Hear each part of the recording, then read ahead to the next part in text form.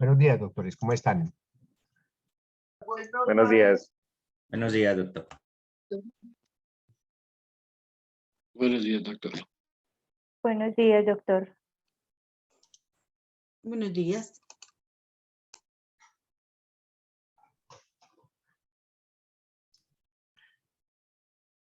Bueno, mis doctores, vamos a empezar con el estudio ya profundizado de el sistema penal acusatorio. Aparte de esos iniciales conceptos que se dieron el día martes, porque el lunes hablábamos de ley 600, vamos a entrar a analizar la temática que se va a desarrollar, va a ser la siguiente, va a entrarse a analizar cuál es el rol de cada una de las partes en un proceso, hasta dónde puede ir cada una de las partes en un proceso. Y aparte de eso, vamos a ver algunas audiencias o vamos a analizar o a tratar de desmenuzar algunas audiencias y cuál es la participación de cada una de las partes en esa audiencia, teniendo en cuenta que ahorita todo giraba en torno al caso del peluquero muerto y del hermano que resultó siendo procesado por ese presunto homicidio en concurso. Entonces, inicialmente, mis doctores, vamos a hablar del imputado en el proceso penal. Ojo, de aquí en adelante, cuando hable de proceso penal, voy a hacer referencia al procedimiento penal con tendencia acusatorio regido bajo la ley 906 del 2004. Primero vamos a hablar del imputado en el proceso penal. Ojo, del imputado.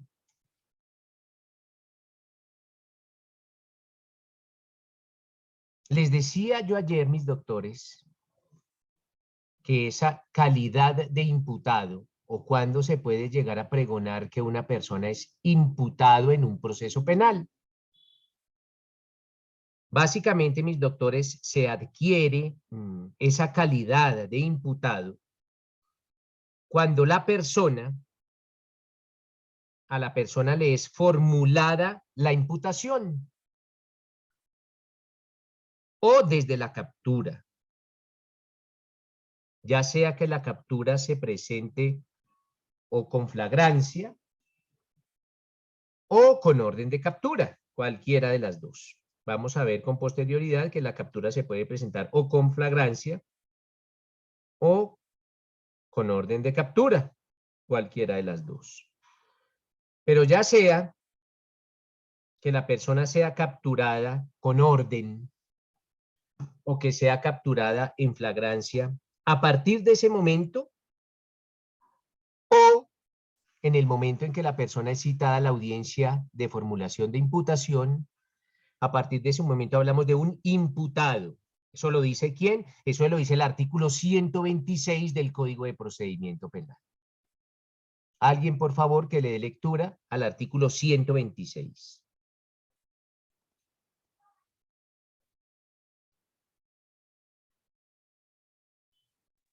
Sí, doctor.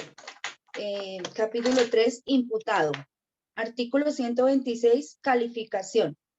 El carácter de parte como imputado se adquiere desde su vinculación a la actuación mediante la formulación de la imputación o desde la captura. Hasta ahí, gracias, hasta ahí. Entonces, nótese que el mismo Código de Procedimiento Penal nos indica que una persona es imputado o imputada desde la diligencia de formulación de imputación o desde la captura. Entonces, de aquí en adelante, cuando ustedes tengan conocimiento que una persona es capturada, a partir de ese momento es imputado. Lo dice el artículo 126 muy claramente del Código de Procedimiento Penal. Ya sea desde la vinculación en la formulación de imputación o desde la captura. Si quieren ahondar sobre ese artículo 126, hay una sentencia de la Sala de Casación Penal de la Corte Suprema de Justicia que toca este punto, que es la de radicado 28535 del año 2008. Repito, la sentencia 28535 del año 2008.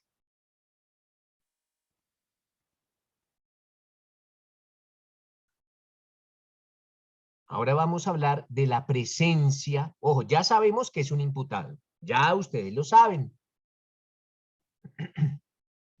Ahora vamos a hablar, doctores, de la presencia, ojo, de la presencia del imputado en el proceso penal. La presencia de él. Lo ideal, doctores, es que esa persona contra quien se adelanta alguna investigación penal acuda al proceso. Eso es lo ideal. ¿Para qué? Pues para que exponga sus argumentos de defensa o para que designe él un abogado que represente sus intereses para ejercer ese derecho de defensa y de debido proceso que consagra el artículo 29 de la Constitución. Cuando el procesado, ojo, cuando el procesado, en este caso el imputado, se defiende al interior del proceso, hablamos de la defensa material. Ojo, defensa material. Entonces, defensa material, mis doctores, es la que ejerce el propio imputado o el propio procesado. Defensa material. Ahora bien, no siempre, pues, es posible la presencia del imputado en el proceso. En esos casos en que no es posible la presencia del imputado en el proceso penal, pues la ley prevé o la ley contempla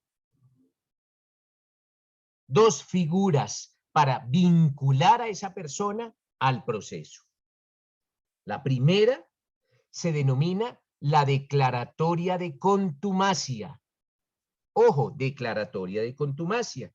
Y esa declaratoria de contumacia está consagrada en el artículo 291 del Código de Procedimiento Penal. Bueno, ya no voy a hablar de qué código porque ya sabemos de qué código estamos hablando. Artículo 291 nos habla de esa declaratoria de contumacia. Antes de darle lectura al artículo 291,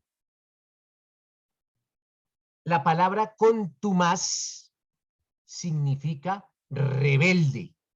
El rebelde jurídico. El rebelde jurídico se denomina contumaz. El contumaz sabe de la existencia de su proceso, de un proceso en su contra. Repito, el contumaz sabe de la existencia de un proceso en su contra. Pero es rebelde. ¿Por qué? Porque no asiste a las audiencias, no asiste al proceso. Es un rebelde jurídico.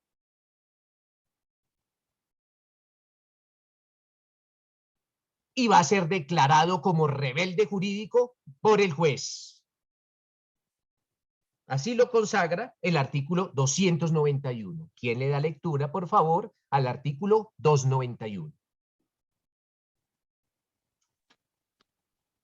Bueno, dice, si el indiciado, habiendo sido citado en los términos ordenados por este código, sin causa justificada, así sea sumariamente, no compareciera a la audiencia, esta se realizará con el defensor que haya sido designado para su representación. Si este último tampoco concurriere a la audiencia sin que justifique su inasistencia, el juez procederá a designarle defensor en el mismo acto de la lista suministrada por el Sistema Nacional de Defensoría Pública, en cuya presencia se formulará la imputación. Vale. Entonces le pregunto, mis doctores, ¿quién declara a una persona contumaz? ¿Quién lo hace, doctores? El juez, doctor. El juez, doctor. El juez, doctor. Un El juez, juez de control de garantías. El juez de control. garantías. Ese juez es el que declara a una persona contumaz. Pero la pregunta es, otra pregunta, ¿quién solicita No quien declara una persona contumaz, no, sino quien solicita que el procesado sea declarado contumaz. La fiscalía, doctor. Es la Fiscalía General de la Por Nación. supuesto. Y es el ente acusador. Entonces, ¿qué pasa? La Fiscalía hace una solicitud.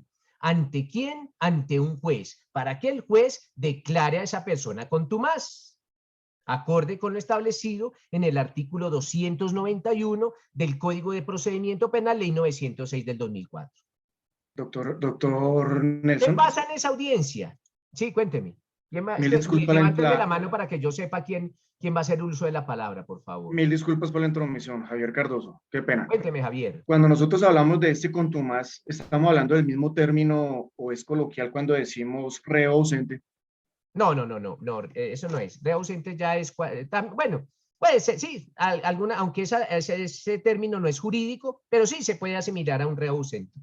Okay. Pero la palabra más técnica, hombre, Javier, es contumaz. Contumaz. Porque hay otra figura que se denomina declaratoria de persona ausente, que la vamos a ver ahorita. Pero por ahora vamos a ver el contumaz. Pero entonces Perfecto. entendamos, hombre, Javier, que el contumaz sabe que el proceso está en su contra. Pero él no va. No quiere ir, no se le pega la gana de ir. No va. Eso pasa mucho. Hay gente que sabe que las cosas están pasando y no van. Entonces son contumaces, son rebeldes. Y más un proceso penal en su contra, que saben que su libertad es la que está en juego. Entonces les decía a mis doctores que la fiscalía es la que solicita esa audiencia. Una vez la fiscalía ha solicitado esa audiencia y le asignan juzgado, día y fecha para la celebración de la audiencia, pues a esa audiencia, ¿quién asiste? Pues asiste el fiscal, que fue el que se puso a hacer la solicitud. Asiste el fiscal. Y lógicamente asiste el juez. En ocasiones también asiste el Ministerio Público, que es un empleado de la Personería de Bogotá.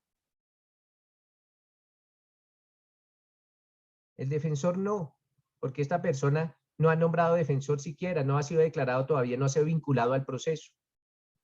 Entonces solo asiste, repito, obligatoriamente el juez y el fiscal y, si quiere, el Ministerio Público. Los ministerios públicos tienen una importancia muy menor en un proceso penal.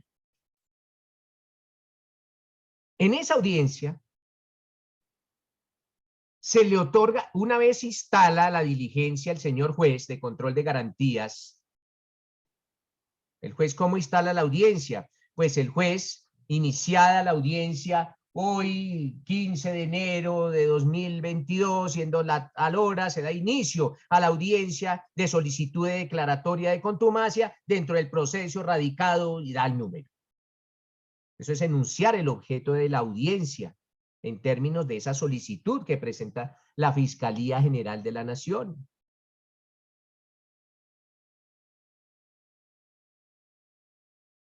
Verifica la presencia, en este caso del solicitante,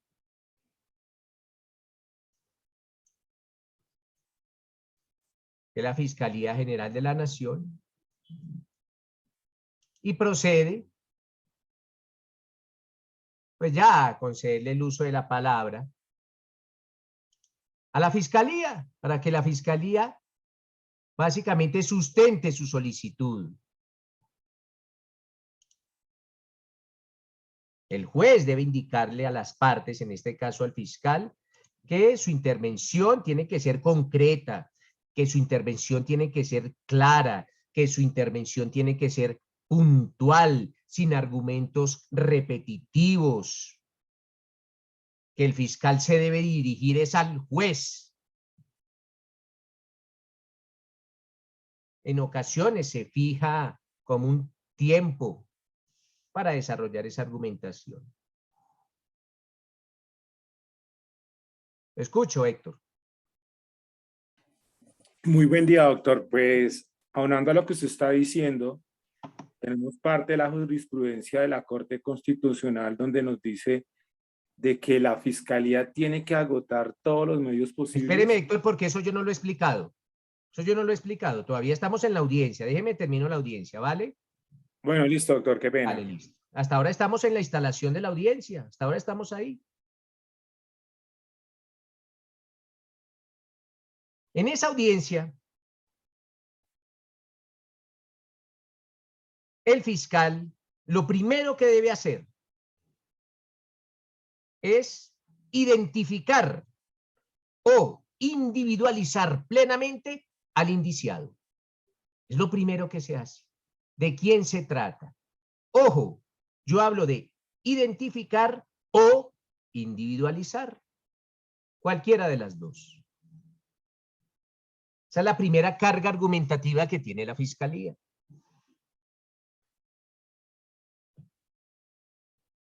Segundo, el fiscal debe de acreditar que el indiciado se enteró de que su presencia era requerida para llevar a cabo la audiencia de imputación. Esto lo dice el artículo 172. Alguien que por favor lee lectura al 172.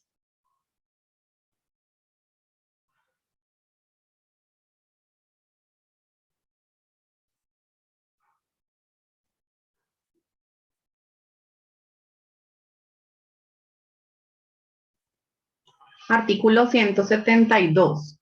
Forma. Las citaciones se harán por orden del juez en la providencia que así lo disponga y serán transmitidas por secretaría. A este efecto podrán utilizarse los medios técnicos más expedidos posibles y se guardará especial cuidado de que los intervinientes sean oportuna y verazmente informados de la existencia de la citación. El juez podrá disponer el empleo de servidores de la Administración de Justicia y, de ser necesario, de miembros de la fuerza pública o de la policía judicial para el cumplimiento de las citaciones. Gracias. Entonces, el fiscal le acredita al juez que ese indiciado se enteró que su presencia era requerida para llevar a cabo la diligencia de imputación, acorde con lo consagrado en el artículo 172 del Código de Procedimiento Penal. Por último, el fiscal le debe demostrar al juez de control de garantías que ese indiciado, y digo indiciado porque todavía no ha sido imputado, ese indiciado injustificadamente ha dejado de asistir a la citación, que es un contumaz. Esto acorde con lo consagrado en la Corte Constitucional en la sentencia C-591 de 2005.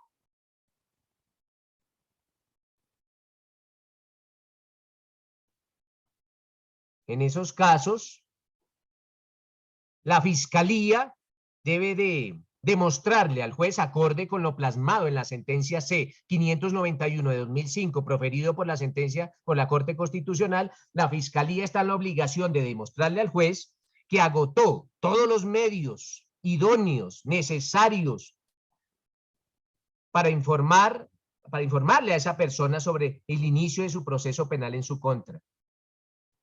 Que existe una identificación plena o suficiente o individualización de ese imputado,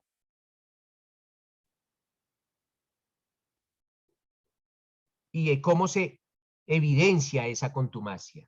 Eso era más o menos lo que quería acotar, si no estoy mal, Héctor. ¿Sí era eso, Héctor? Sí, señor, exactamente bueno. era eso. Listo. Es que vamos como vamos en el orden de la audiencia. Es necesaria esa carga argumentativa por parte del delegado de la Fiscalía General de la Nación, o el delegado fiscal.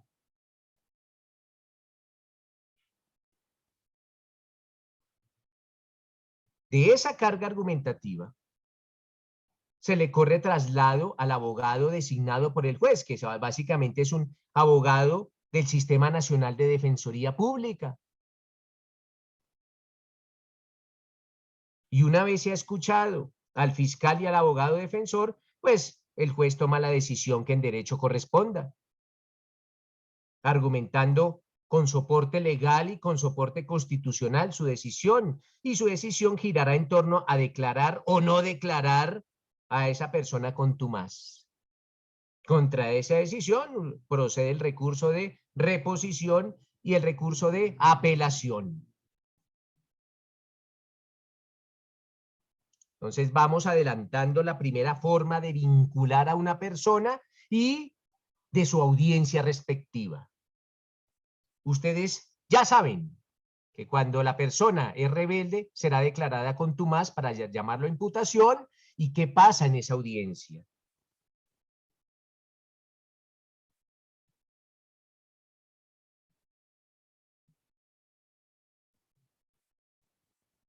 Otra forma de vincular a una persona a un proceso penal se denomina la declaratoria de persona ausente. Y esta declaratoria de persona ausente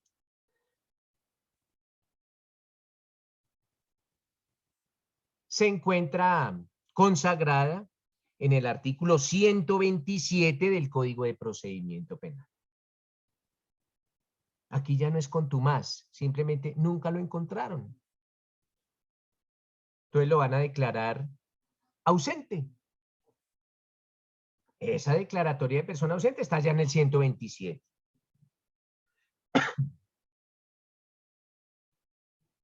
¿Y para qué existe?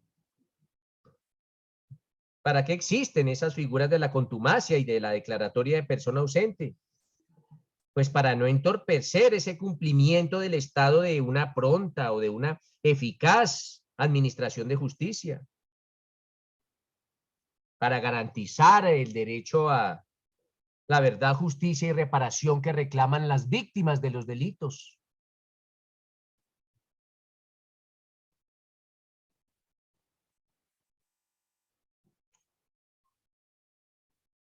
Cuando se va a declarar a una persona ausente, ojo, cuando se va a declarar a una persona ausente, ya no se hace una audiencia, no. Se hacen dos audiencias. Ya no se va a hacer una audiencia, se van a hacer dos audiencias. Acorde con lo consagrado en el 127. Alguien que le dé lectura, por favor, al artículo 127 del Código. Ausencia del imputado. Cuando al fiscal no le haya sido posible localizar a quien requiera para formular la imputación o tomar alguna medida de aseguramiento que lo afecte, solicitará ante el juez de control de garantías que lo declare persona ausente, adjuntando los elementos de conocimiento que demuestren que ha insistido en ubicarlo. El imputado se emplazará mediante edicto que se fijará en un lugar visible de la Secretaría por el mismo término de 5 días hábiles y se publicará en un medio radial y de prensa de cultura local.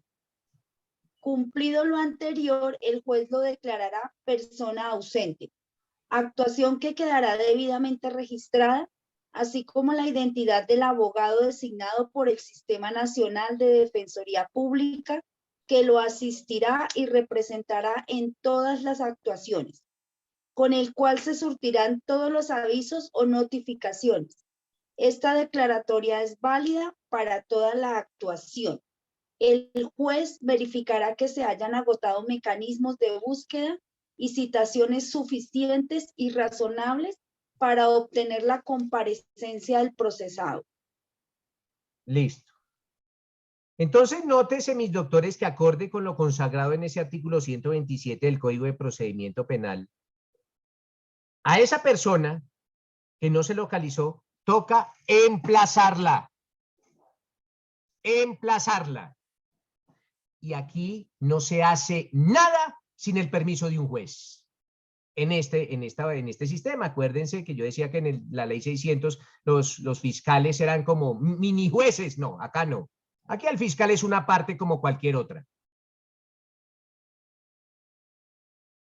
Aquí se necesita una audiencia para el emplazamiento de esa persona que va a ser declarada como persona ausente. En esa audiencia, ojo, es una audiencia que se denomina audiencia de solicitud de emplazamiento de persona identificada y no localizada. En esa audiencia, solicitada también por el fiscal, es una audiencia que también es solicitada por el fiscal. Lo primero que hace el fiscal es indicarle al juez, bueno, toda esta argumentación se la tiene que hacer el fiscal al juez. Lo primero es, lo que hace el fiscal es identificar o individualizar a esa persona que va a emplazar. Eso lo hace el fiscal. El juez solo escucha. Lo segundo, el fiscal le tiene que acreditar al señor juez, probarle al señor juez que fue imposible localizar a esa persona.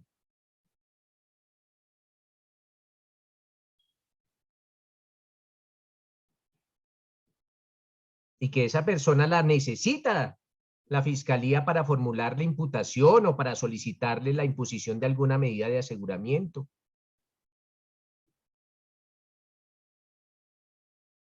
Y le corre traslado al juez de los elementos materiales probatorios, evidencia física o información legalmente obtenida que le demuestren a ese juez que fue imposible para la Fiscalía General de la Nación ubicar a esa persona.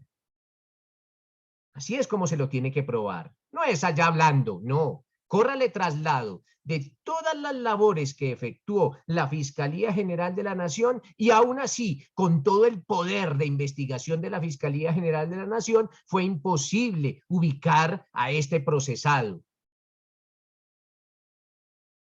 Una vez, el juez de control de garantías, que son estos son audiencias preliminares, acuérdense de todas esas audiencias que se surten antes del juicio, todas estas son audiencias preliminares. Y todas estas audiencias preliminares se realizan ante jueces de control de garantías, que en Colombia son jueces penales municipales, a excepción de los procesos que se surten en la Corte, en donde los jueces de control de garantías son magistrados de la Sala Penal del Tribunal de Bogotá, no más. Por eso el Tribunal de Bogotá es el tribunal más importante de Colombia, la Sala Penal del Tribunal de Bogotá, porque son los únicos magistrados que en ocasiones ejercen las funciones de control de garantías. Ya vamos a ver cuando lleguemos a esos artículos. Eso como para dejar puerticas abiertas. Entonces les decía que el juez escucha al señor fiscal y profiere su decisión. Siempre con base en la Constitución y en la ley. Y la decisión del juez es ordenar o no ordenar el emplazamiento de esa persona.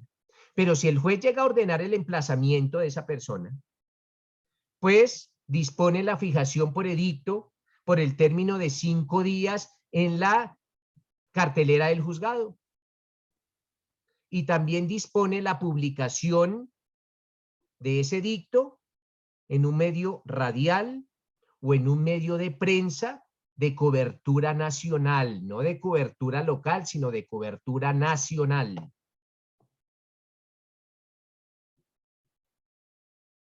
Y contra esa decisión procede el recurso de reposición y el recurso de apelación.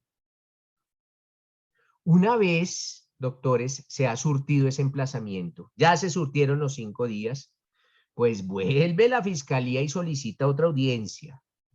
Esto ya con base en el mismo artículo 127, pero en el inciso segundo. Y vuelve y la fiscalía le argumenta al juez la identificación o individualización de ese indiciado. También le debe señalar que persiste esa imposibilidad de localizar al indiciado y que lo necesita para formular la imputación o lo necesita para imponerle alguna medida de aseguramiento. Le señala que ya se surtió o que ya procedió su emplazamiento.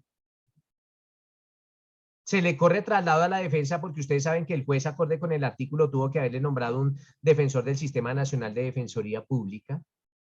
Entonces escuchamos al fiscal, le corremos traslado a la defensa y el juez toma la decisión. Y esa decisión girará en torno a declarar o no declarar a ese indiciado persona ausente. Y contra esa decisión procede el recurso de reposición o apelación.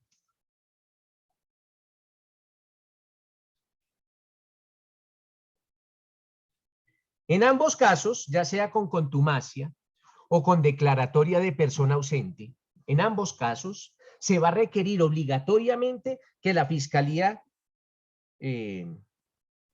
individualice o identifique al procesado. Esto no lo digo yo, lo dice el artículo 128 del Código.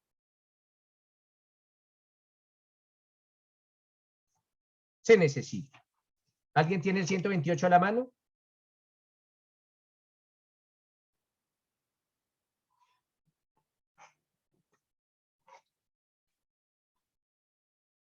Bueno, entonces, ¿en qué Sí, doctor, consiste? si gusta que lo leo. 128. ¿Qué dice? Artículo 128. Identificación o individualización. La Fiscalía General de la Nación estará obligada a verificar la correcta identificación o individualización del imputado a fin de prevenir errores judiciales. Gracias. Entonces, nótese, mis doctores, que acorde con lo que dice el código, la persona puede ser identificada o, no y, sino o individualizada. Cualquiera de las dos se puede. En ocasiones es difícil identificar a las personas, sobre todo para los extranjeros. En ocasiones los extranjeros cometen delitos en Colombia. Eso es raro, pero puede pasar que un extranjero cometa un delito en Colombia, de un país vecino. En esos casos es difícil identificarlo.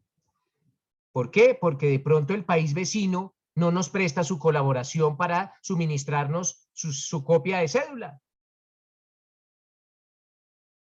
Un migrante. En esos casos, la Fiscalía puede individualizarlo. Ahora bien, vamos a ver en qué consiste la identificación o la individualización. Pero es indispensable que cualquiera de las dos se presente. ¿Qué es la individualización, doctores, de una persona? ¿En qué consiste la individualización de una persona? La individualización es una determinación física de esa persona. Es expresar sus características físicas, esos rasgos que lo identifican y lo diferencian de las demás personas.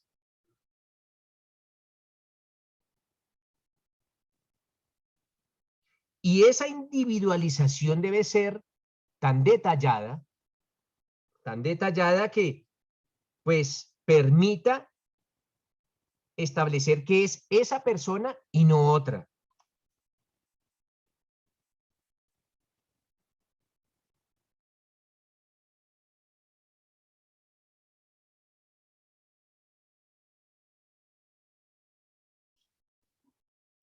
Cuando yo hablo de que esa individualización debe determinar que es esa y no otra, y tan detallada debe de ser esa individualización, eso no lo dice el profesor de procesal penal, no, eso lo dice la Corte Suprema de Justicia en una sentencia del 15 de septiembre de 1987. No recuerdo el radicado, pero es del 15 de septiembre de 1987. De la Sala Penal de la Corte Suprema de Justicia, de la Sala de Casación Penal, en la cual se determina que la individualización de una persona debe ser tan exhaustiva que se determine que es esa y no otra la persona.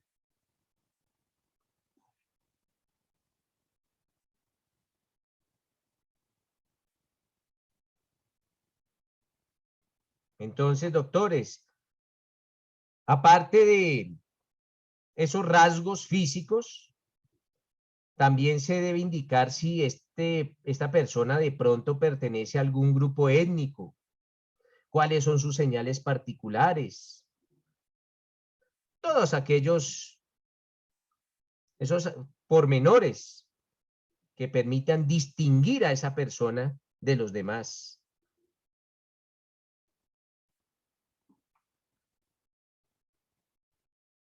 Hay una sentencia también, la número 11412 del 13 de febrero del 2003, si quieren ahondar en el asunto. La 11412 del año 2003, lógicamente proferida por la Sala de Casación Penal de la Corte Suprema de Justicia. Dos, qué pena, ¿me la puede repetir? Excúseme. Es la sentencia 11412 del año 2003. Entonces, gracias. doctores, lógicamente de la Sala de Casación Penal de la Corte Suprema de Justicia. Lógicamente, doctores, ustedes lograrán determinar que individualizar a una persona va a ser un proceso complejo. Claro que es un proceso complejo. En la mayoría de ocasiones, la Fiscalía individualiza con los rasgos físicos y con las huellas. Entonces, así no se tenga un cupo numérico. Cuando hablo de un cupo numérico es de un número de cédula. Con las huellas sí se puede determinar la individualización de una persona, porque las huellas sí determinan que es ella y no otra, con las huellas digitales. Entonces, por eso cuando capturan a los venezolanos, lo primero que hacen es tomarles las huellas. Porque con las huellas, los venezolanos casi nunca tienen su cédula. Y del gobierno venezolano no obtenemos colaboración para que nos suministren copia de su cédula. Entonces la Fiscalía General de la Nación lo primero que hace es tomarle sus huellas. Y ya existe un banco de datos en la Fiscalía General de la Nación en donde reposan todas las huellas de los ciudadanos extranjeros que cometen delitos en Colombia. Para que después no se cambien el nombre y digan que eran otros. No, ya existe un banco de datos en la Fiscalía General de la Nación de todos esos extranjeros que son capturados. Porque se presentaba algún problema o alguna dificultad para individualizar a estas personas, a los extranjeros que cometían delitos, pero ya con lo de las huellas y con ese banco de datos, pues se hace más fácil la individualización de aquellas personas. Ahora bien, doctores, ya sabiendo qué es individualizar, vamos a entender qué significa identificar. Identificar.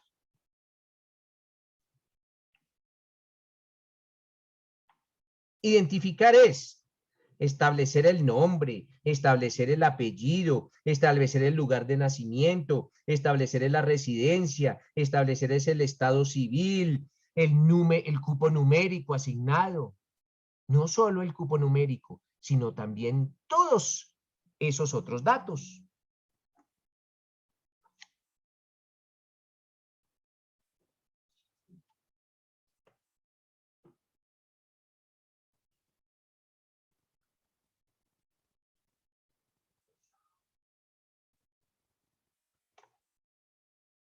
¿Para qué se necesita, mis doctores? ¿O qué es lo que busca proteger una individualización o una identificación? Básicamente es prevenir errores judiciales o lo que se conoce como la homonimia, que se condenen o que se procesen a homónimos. Entonces, para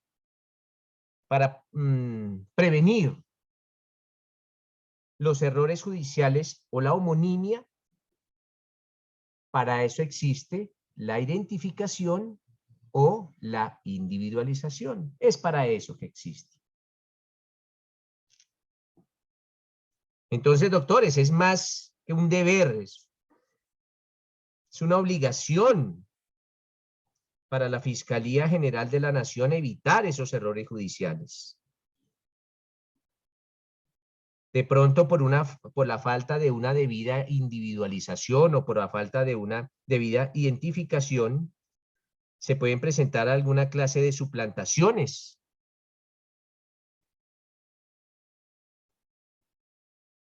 Para eso está el 128 del Código de Procedimiento Penal. Sobre temas de homonimia, yo había preparado algunas sentencias sobre cuando se han presentado homonimias o errores judiciales. Ya la Corte Constitucional, aquí hagamos referencia, aquí ustedes van haciendo como un arsenal de jurisprudencia, porque en las audiencias a veces es también necesario citar jurisprudencia. Eso hace que sea más rica su argumentación. Sobre homonimia, la Corte Constitucional ha proferido algunas sentencias. Inicialmente la T 228 del año 1994, la T 082 del año 1995, la más importante, la SU, es una sentencia de unificación, la SU 082 del año 1995, la T 455 del año 1998, la T 949 del año 2003, la T 540 del año 2004. Espérenme un momento, doctores, por favor.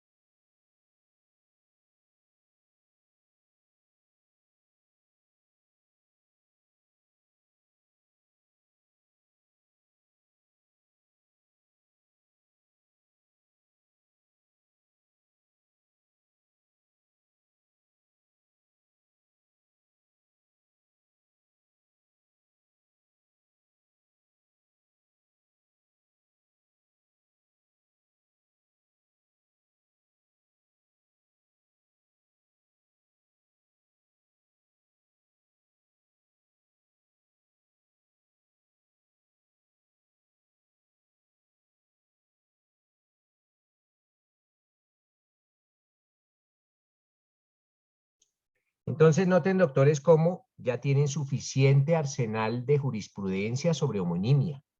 Y me tomé la molestia de decírselas por orden cronológico.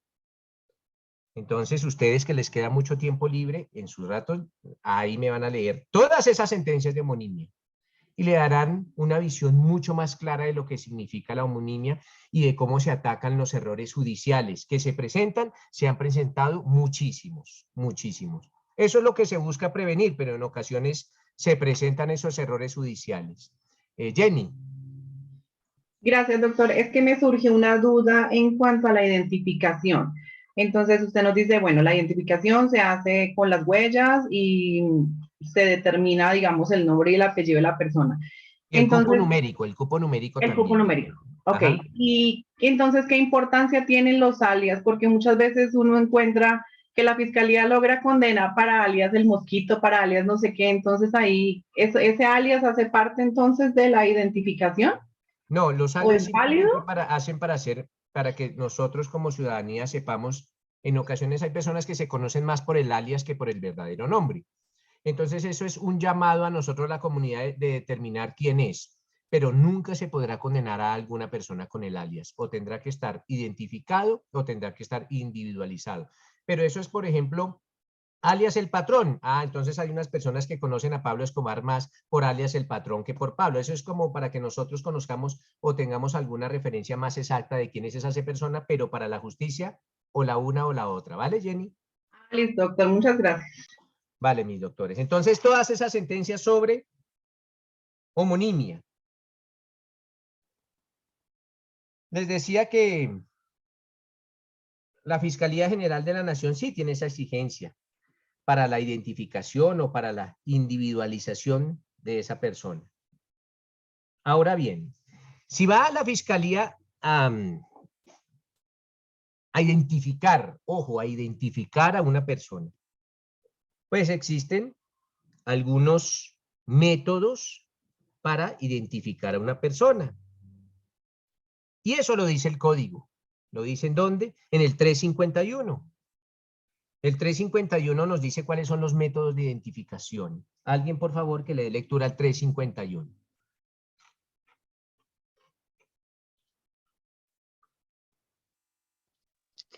Dice modalidades. La aceptación de los cargos determinados en la audiencia de formulación de la imputación comporta una rebaja hasta de la mitad de la pena. ¿Sí es ese, doctor? No, entonces léete el 420. Es que a veces se me cruzan los cables. El 420.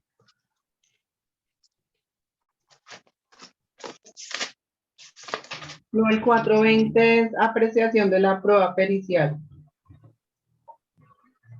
Sí, es ese. Apreciación de la prueba pericial. 420, apreciación de la prueba pericial. Para apreciar la prueba pericial en el juicio oral y público, se tendrá en cuenta la idoneidad técnico-científica y moral del perito, la claridad y exactitud de sus respuestas, su comportamiento al responder, el grado de aceptación de los principios científicos, técnicos o artísticos en que se apoya el perito, los instrumentos utilizados y la consistencia del conjunto de respuestas.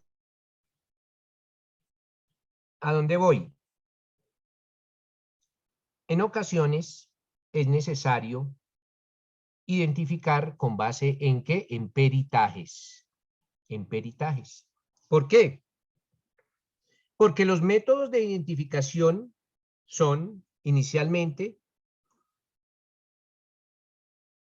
el cupo numérico, las huellas digitales, y las huellas digitales se hacen por un peritaje, lo que ustedes conocen como la carta dental, el perfil genético, lo que ustedes conocen como el ADN, y estos métodos de identificación se logran mediante dictámenes periciales. Entonces, el cupo numérico, las huellas digitales, el perfil genético, la carta dental, son métodos de identificación. Son esos, no son otros. Por allá alguna vez la Fiscalía General de la Nación pretendió identificar a una persona por la punta de la nariz, a un concejal del Cali. dijo que lo había logrado identificar por su nariz. Toca decirle a ese fiscalito que se pase por la universidad, porque los métodos de identificación no es la punta de la nariz. Perfil genético, carta dental, cupo numérico, huella digital. Esos son los métodos de identificación en Colombia.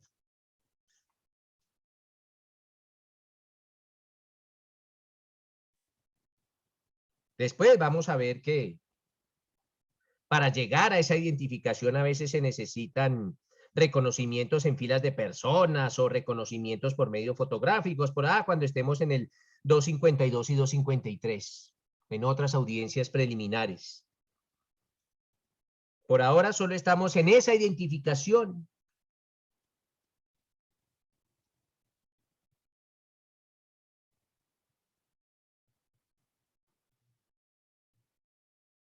Doctor, qué pena. ¿Será Sí. que ¿será que me podría repetir los métodos de identificación en Colombia? Tengo carta dental, perfil ADN, genético, o sea, perfil huella genético, digital y me perfil falta genético, uno. perfil genético, carta dental, Sí. cupo numérico, Ah, cupo huellas. numérico. Ujú. Ok. Gracias, profe. Vale.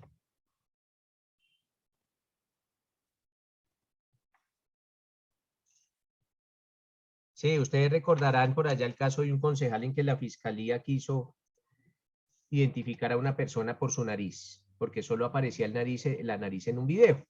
Pero bueno. Seguimos con todo lo inherente al procesado en el proceso penal.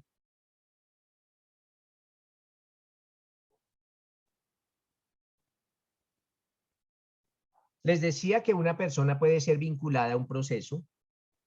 Ya vimos la contumacia. Ya vimos la declaratoria de persona ausente. Y también la imputación. Esa es la otra forma de vincular a una persona a un proceso penal, mediante la imputación de cargos. Pero previa a la imputación, doctores, previa a esa imputación, se puede presentar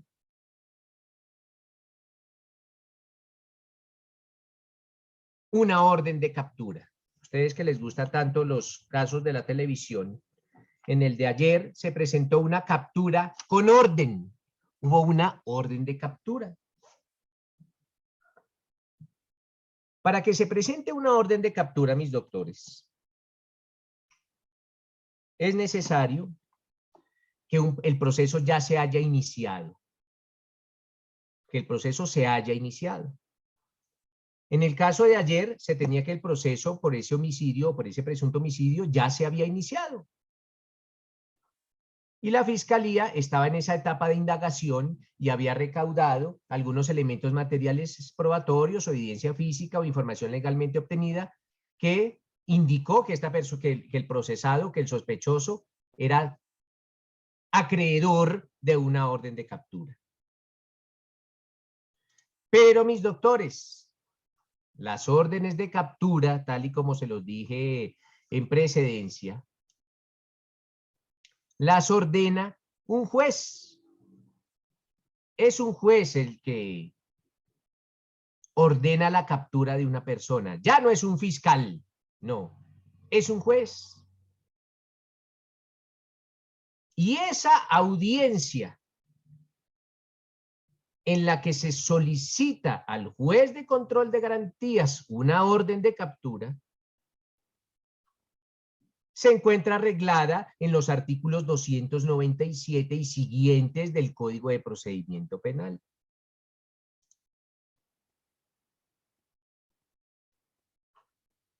Lógicamente, esa audiencia tiene que ser solicitada por la Fiscalía. Discúlpeme, doctor, ¿qué artículos? 297 y siguientes.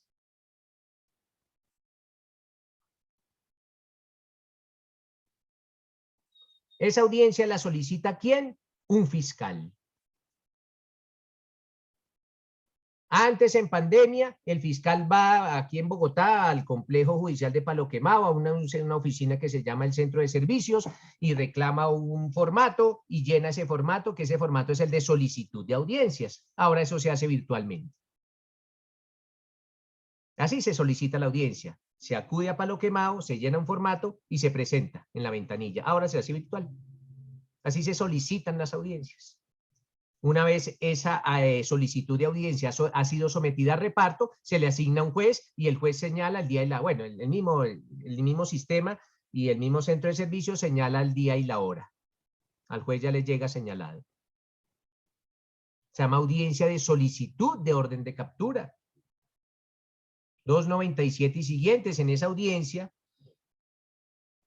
Y perdonen ser tan repetitivos, pero siempre, siempre el fiscal debe inicialmente identificar o individualizar a ese indiciado. Es un requisito sine qua non. Después de que el fiscal ha identificado o ha individualizado a ese indiciado, le tiene que indicar al juez el delito por el que se está haciendo esa solicitud. Y que ese delito tiene contemplada medida de aseguramiento privativa de la libertad acorde con lo consagrado en el artículo 313. Ya vamos a ver eso cuando estemos hablando de la medida de aseguramiento. Pero básicamente, y para mejor entender por ahora, que es un delito grave. Decirle, mire, señor juez, aquí se trata de este delito, y este delito contempla medida de aseguramiento acorde con lo establecido en el 313. Es un delito grave. Tiene que indicarle el fiscal al juez cuáles son los hechos jurídicamente relevantes. Circunstancias de tiempo, modo y lugar, como acontecieron los hechos. Tiene que indicarle el fiscal al juez cuál es la relación o cuál es el vínculo de esa persona con el delito. Porque eso no es ahí que librar boletas de libertad, órdenes de boletas de captura porque sí, no. ¿Qué vínculo tenía esa persona con el delito? ¿Cuáles son los elementos probatorios que vinculan a esa persona con el delito? Porque eso determina, si no se exigiera eso, pues se librarían órdenes de captura indiscriminadamente. No, una orden de captura como una afectación al derecho a la libertad tiene que tener muchos requisitos. ¿Qué vincula a esta persona? Y eso es con pruebas, no con lo que diga el fiscalito. Tiene que indicarle el fiscal al juez de por qué esa orden de captura es proporcional, idónea y necesaria. Y su término. Las órdenes de captura tienen un término. Alguien que lea el 298, por favor. Allá está el término. Una pregunta, escúcheme, la orden de captura tiene que ser proporcional, idónea y qué más, escúcheme, no escuché. Necesaria. Gracias. Alguien que nos lea, por favor, el 298, que nos habla Sí, del término señor, de la orden. modificado por la ley 1453 de 2011, artículo 56, contenido y vigencia.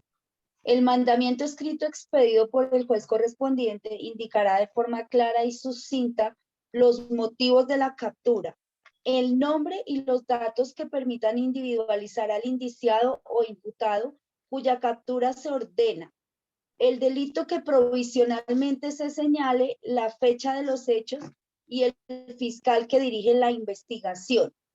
La orden de captura tendrá una vigencia máxima de 1 año, pero podrá prorrogarse tantas veces como resulte necesario a petición del fiscal correspondiente, quien estará obligado a comunicar la prórroga al organismo de policía judicial encargado de hacerla efectiva. Hasta ahí, La muchas policía gracias. Hasta ahí nomás. Entonces, nótese que el término es de 1 año prorrogable. Ese es el término de 1 año. ¿Prorrogable cuántas veces sea? Lógicamente, a solicitud de la fiscalía. Entonces, ese es el término con que se cuentan en las órdenes de captura. una vez se ha escuchado al fiscal, pues el juez toma la decisión. Y básicamente pues es decretar la procedencia o la improcedencia de esa orden de captura. Si se llegare a ordenar la orden de captura, pues se le ordena a la secretaría del juzgado, en este caso es el secretario o la secretaría del juzgado, para que realicen la orden de captura. O sea, simplemente al fiscal se le entrega la orden de captura ya. Es el secretario o la secretaria del juzgado las que realizan la orden de captura. Una vez, pues, todo previa orden del juez de control de garantías. Contra esa decisión de la orden de captura procede el recurso de reposición y apelación. Pero nótese, mis doctores, que, vuelvo y repito, es obligación para esa persona que va a ser capturada la individualización o su identificación. Entonces ya vimos la contumacia, el emplazamiento, la declaratoria de persona ausente y esos requisitos para imponer o para decretar una orden de captura. Entonces, doctores, les decía que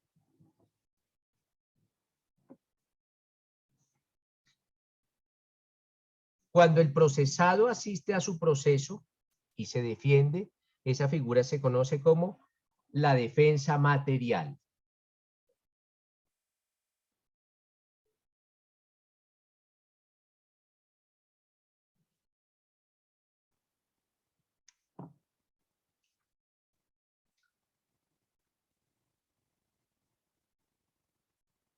Otra forma, mis doctores, en que una persona puede ser capturada a un proceso se denomina la flagrancia.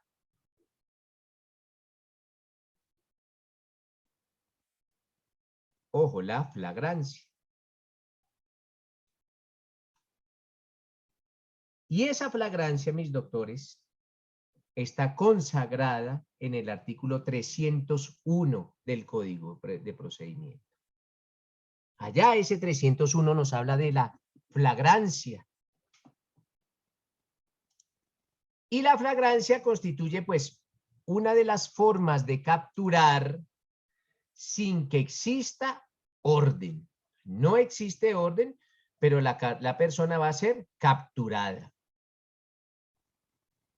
Capturada.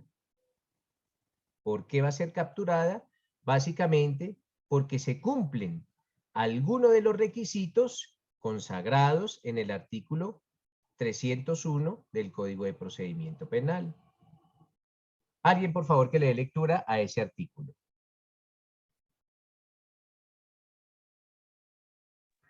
Artículo 301, modificado Ley 1453 de 2011. Artículo 57, flagrancia. Se entiende que hay flagrancia cuando, primero, la persona es sorprendida y aprehendida durante la comisión del delito. Segundo, la persona es sorprendida o individualizada durante la comisión del delito y aprehendida inmediatamente después por persecución o cuando fuere señalado por la víctima u otra persona como autor o cómplice del delito inmediatamente después de su perpetración. Tercero, la persona es sorprendida y capturada con objetos, instrumentos o huellas de los cuales aparezca fundadamente que acaba de cometer un delito o de haber participado en él. Cuarto, la persona es sorprendida o individualizada en la comisión de un delito en un sitio abierto al público a través de la grabación de un dispositivo de video y aprehendida inmediatamente después. La misma regla operará si la grabación del dispositivo de video se realiza en un lugar privado con consentimiento de la persona o personas que residen en el mismo. Quinto, la persona se encuentra en un vehículo utilizado un momento antes para huir del lugar de la comisión de un delito salvo que aparezca fundadamente que el sujeto no tenga conocimiento de la conducta punible. Parágrafo. La persona que incurre en las causales anteriores solo tendrá un cuarto del beneficio de que trata el artículo 351 de la Ley 906 de 2004. Vale, mis doctores. Muchas gracias, doctora. Entonces, nótese, doctores, que una persona puede ser capturada o porque existe una orden o porque fue capturada en flagrancia. Inicialmente, bueno, y ya sabemos cuáles son los requisitos que debe cumplir el fiscal para lograr que un juez emita una orden de captura.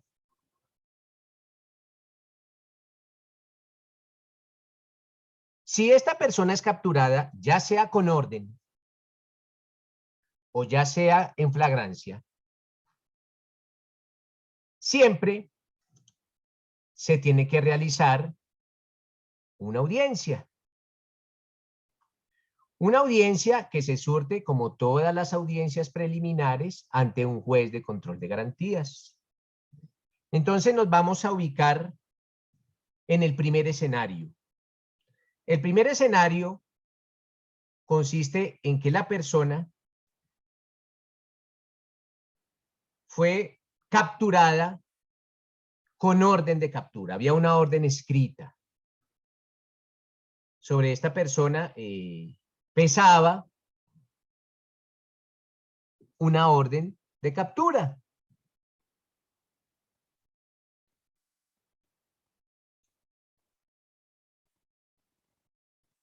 En esa audiencia, doctores, de lo que se denomina una legalización o un control de legalidad de captura, nuevamente les digo, en esa audiencia, la carga argumentativa la tiene la Fiscalía General de la Nación.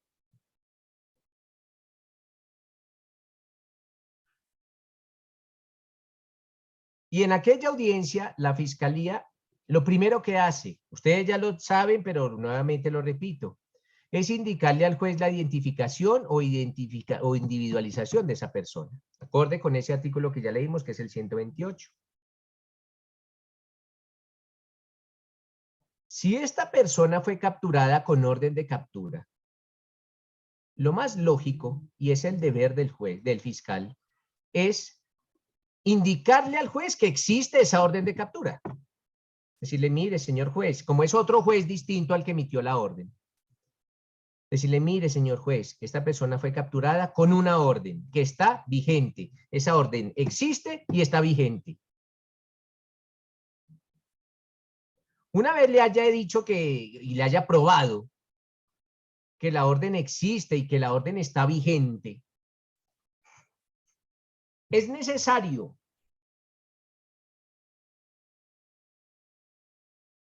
que el juez, que el fiscal, le indique al juez cómo se produjo esa captura, en qué circunstancias se produjo.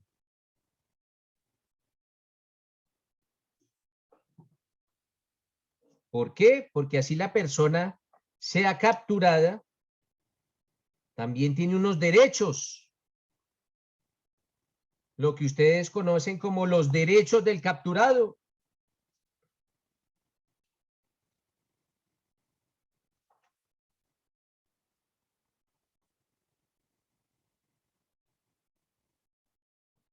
Y esos derechos del capturado, básicamente por allá el artículo 297 y siguientes. ¿Quién lee el 297, por favor, para que recordemos los derechos del capturado?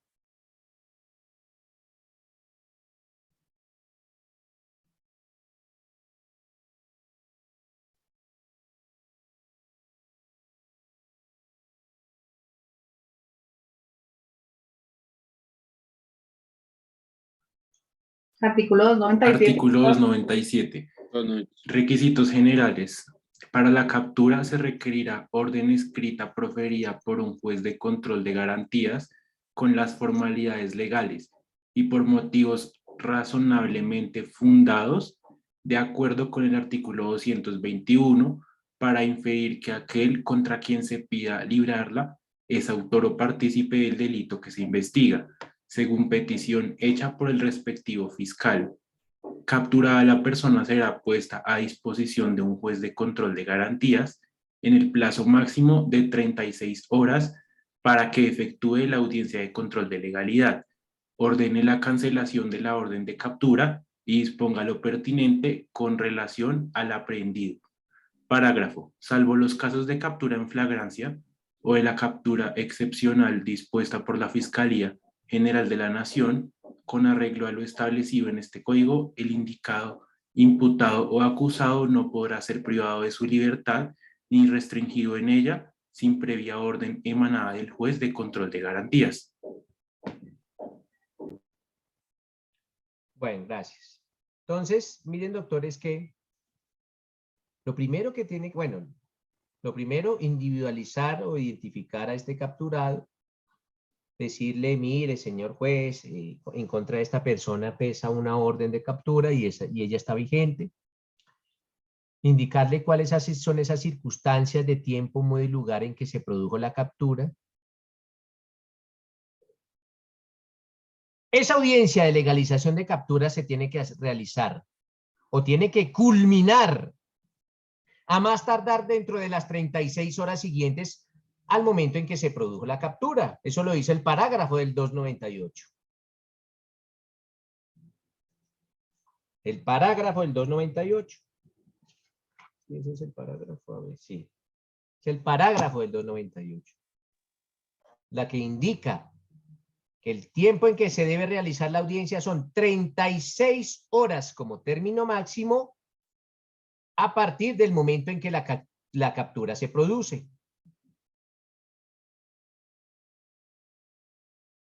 Es necesario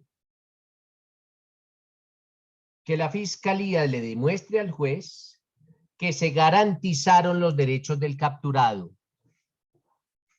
que están consagrados allá en el 303. Espérenme a ver, 303, sí. Derechos del capturado. Esos derechos del capturado consagrados en el artículo 303 del Código de Procedimiento Penal nacen a la vida jurídica mundial con base en un fallo, que es bueno que ustedes en Google lo busquen. Se denomina el fallo Miranda versus Arizona. Es un fallo de la justicia anglosajona.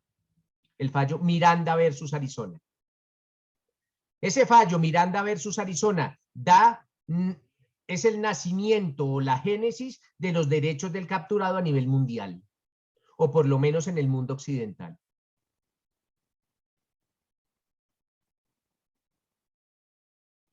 Allá ustedes en las películas que tienen derecho a guardar silencio y que bla, bla, bla, y que su defensor y bla, bla, bla, bla, bla, bla, y bla, bla, bla. Eso nace. Y aquí también los agentes estatales cuando capturan a una persona, pues le colocan sus derechos del capturado, se los leen. Pero nacen a la vida jurídica, doctores, con el fallo Miranda versus Arizona.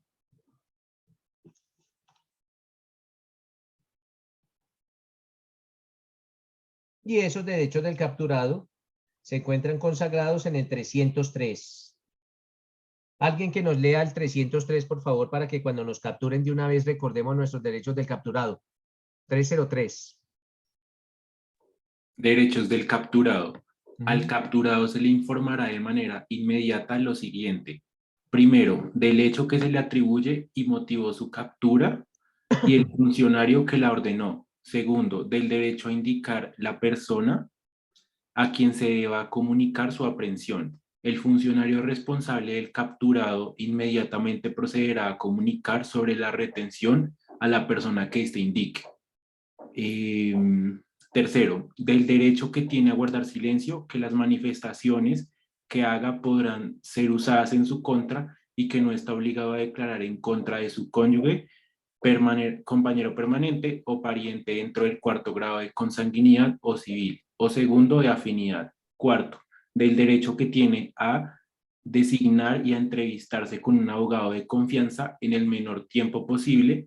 De no poder hacerlo, el Sistema Nacional de Defensoría Pública proveerá su defensa. Gracias. Entonces, miren, doctores, que el fiscal está en la obligación de demostrarle al juez que se garantizaron los derechos del capturado. Y además de los derechos del capturado que nos acaba de leer el compañero consagrados en el artículo 303 del Código de Procedimiento Penal, es obligación de la fiscalía demostrarle al juez que se garantizó un buen trato para el capturado.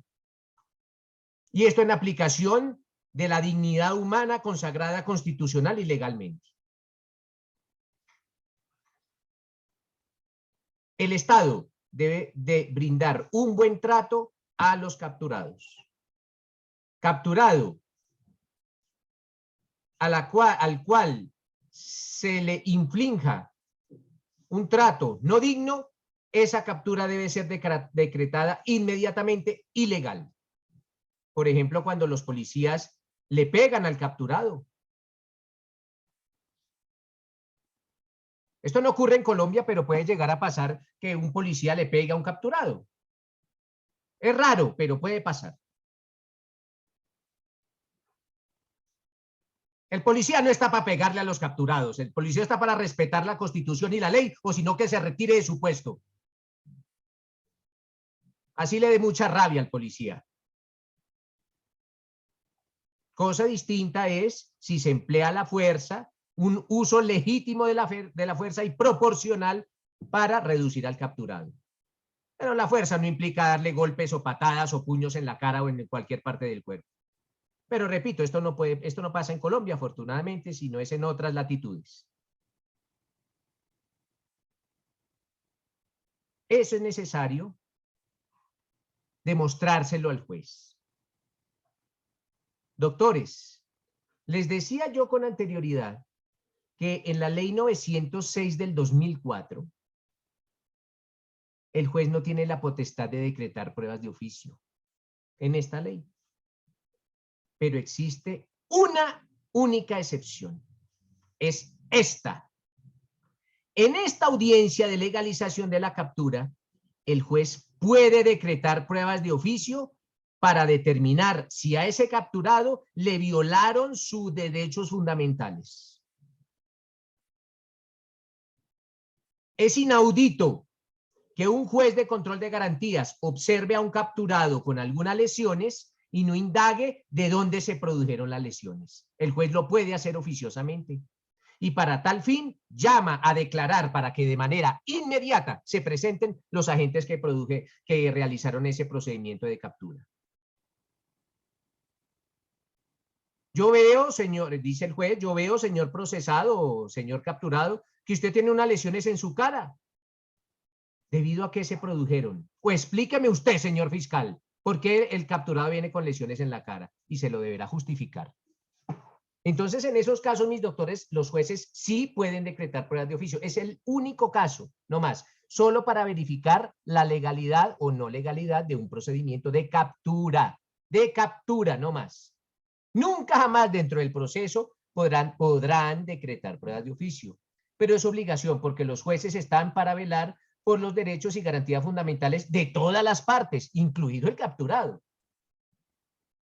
Rocío, te escucho. Gracias, doctor. Doctor, pues ahí cuando, digamos, las lesiones son evidentes, pero por parte del capturado puede solicitarle al juez que le permita o le revise su cuerpo, por así decirlo, las partes que no son evidentes para demostrar que fue golpeado o agredido. No, porque el juez no está para revisar el cuerpo de nadie, pero sí es obligación de los agentes captores remitir al capturado al Instituto Nacional de Medicina Legal y Ciencias Forenses. Esto lo hacen ¿para qué? Para que sea un experto quien determine si eventualmente durante el procedimiento de captura se surgen algunas lesiones. Eso también lo hacen los fiscales y los policías para curarse en salud. ¿Por qué? Porque puede pasar que los policías respeten la dignidad humana del capturado, pero el capturado, una vez en su sitio de reclusión, mientras se surte la audiencia, se autolesione. Entonces, llevará el fiscal una prueba que dirá, mire, al momento de capturar, este señor no tenía ninguna lesión. Lo dice medicina legal. El juez no lo puede determinar porque el juez no es médico, no es experto. Pero para eso existen los galenos o los expertos del Instituto Nacional de Medicina Legal. Por eso es que existe ese término de las 36 horas. De esas 36 horas para que efectivamente se realicen todos estos actos. ¿Vale? Gracias, doctor. O sea, Vale, eso sí o sí tiene que reposar dentro del expediente que se le pues presente también puede entonces en la pasar audiencia. también puede pasar que el capturado renuncie a su derecho a asistir a medicina legal. Entonces, en esos casos, se presume que no tiene ninguna lesión, porque tanto así que él renuncia a su derecho a ir a medicina legal. Entonces, cada caso y cada captura, mis doctores, cada captura es un mundo completamente diferente. Y en unos casos se hará uso del dictamen de medicina legal, en otros no, en unos las lesiones serán evidentes, en otros no, pero cada captura tendrá, digamos que su propia dinámica.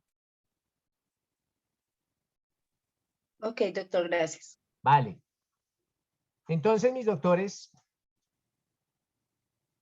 una vez se han surtido estos pasos o esta carga argumentativa, el juez toma la decisión. Bueno, se le corre traslado a la defensa para que la defensa manifieste lo que a bien tenga con relación a la argumentación que acaba de realizar la fiscalía. Es necesario que se lean la sentencia de la Corte Constitucional C-425 del 2008. Ojo, C-425 del año 2008.